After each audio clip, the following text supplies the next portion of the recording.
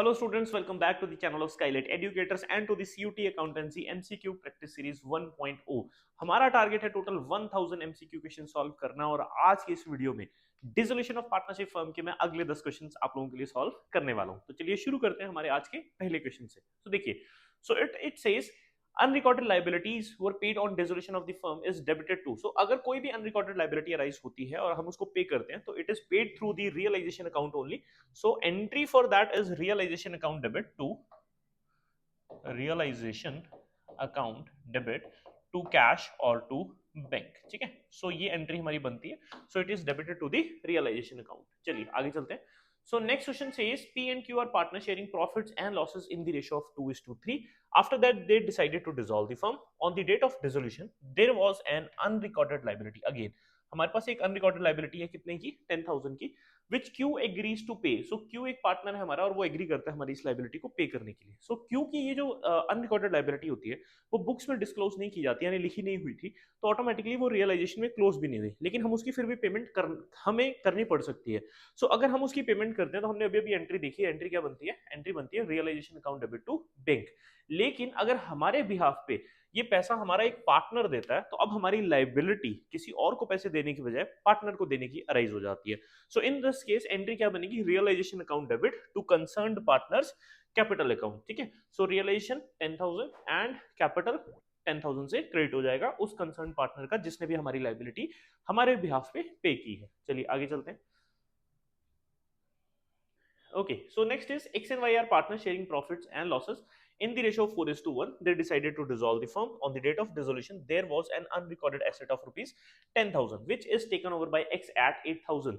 So ये journal entry पूछ रहे हैं asset taken over by the partner की। So देखिए, आप सिंपल लॉजिक लगाइए, पार्टनर को पैसे फर्म ने देने हैं तो फर्म की लाइबिलिटी हुई, तो फर्म के लिए पार्टनर का बैलेंस बुक्स में क्या है? क्रेडिट बैलेंस है। अब हमने उसको क्या पे कर दिया? एक एसेट पे कर दिया, तो हमारी liability towards the partner for capital क्या हो गई? डिक्रीज हो गई। तो कैपिटल जब डिक्रीज होती है तो क्या होती है? हमेशा डेबिट होती है। सो इस केस में क्या होना चाहिए?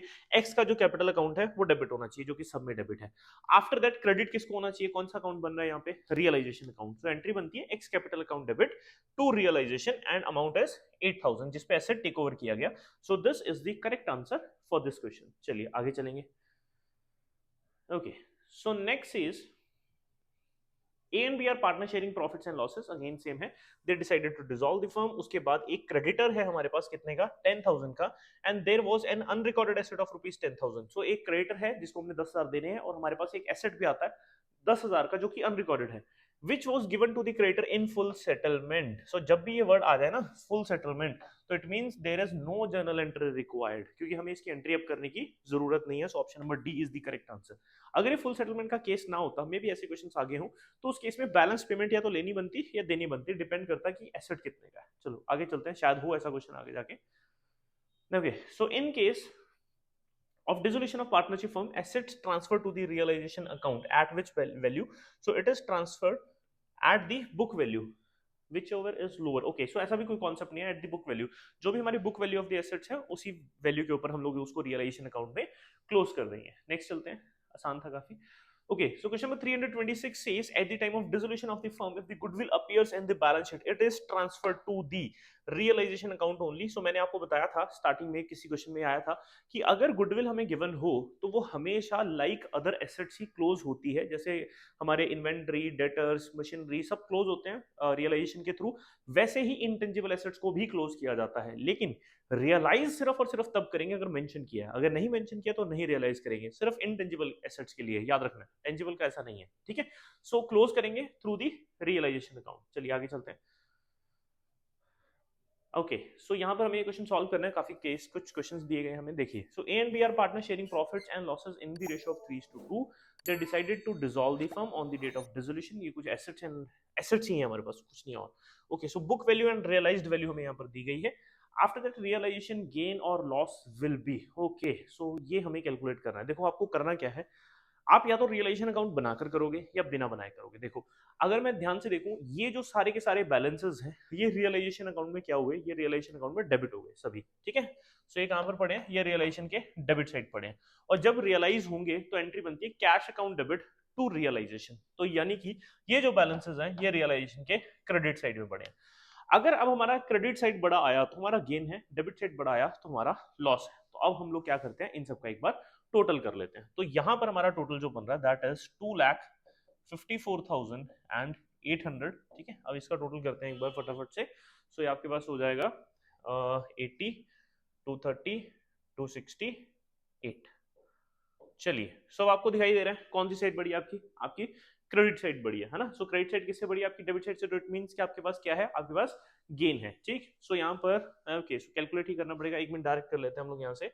सो ये जाएगा आपके पास 13,200, सो 13,200 का आपके पास गेन है। सो दिस इज द आंसर।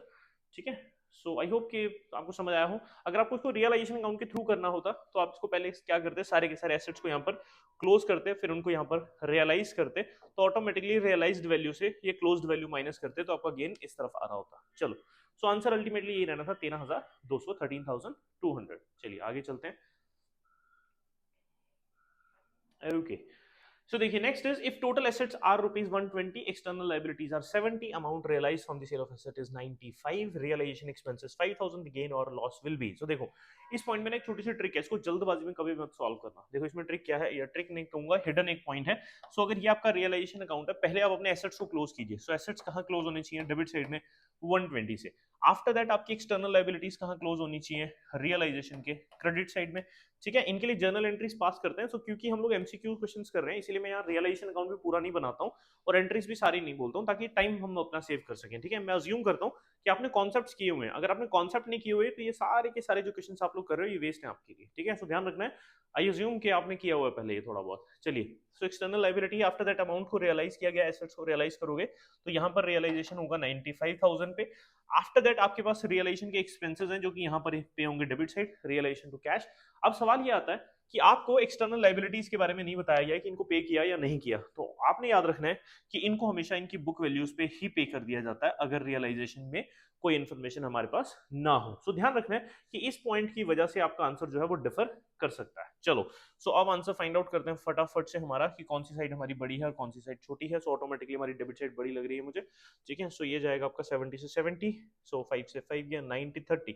सो 30,000 का आपके पास लॉस आ रहा है। So realisation loss of rupees 30,000। So this is the answer, क्योंकि हमारी डेबिट साइड बड़ी है। चलिए आगे चलते हैं। सो नेक्स्ट हमारा question number 329, it says A and B are partners sharing profits and losses in the ratio of 3:2.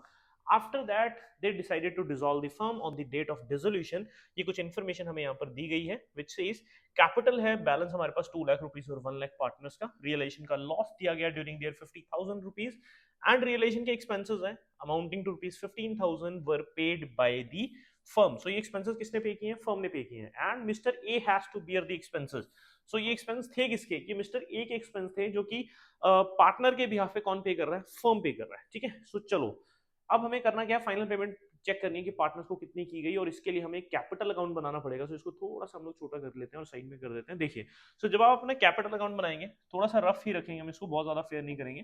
ठीक है, so A and B. So A partner है, बी पार्टनर है, ए पार्टनर है एंड बी पार्टनर है।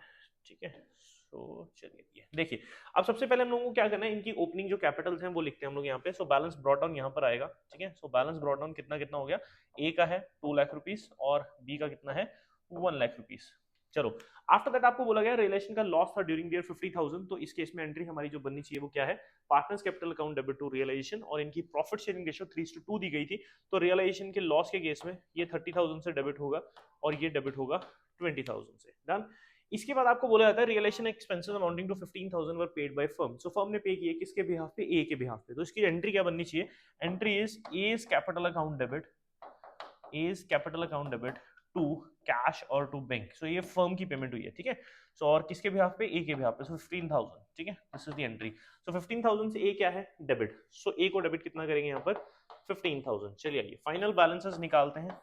सो 2 lakh minus 45, so 1,55,000 is the answer, and in this case 80 आ रहा है हमारा 1 lakh minus 20। ठीक है, सो 155 एंड 80 आंसर चेक करते हैं हमारा।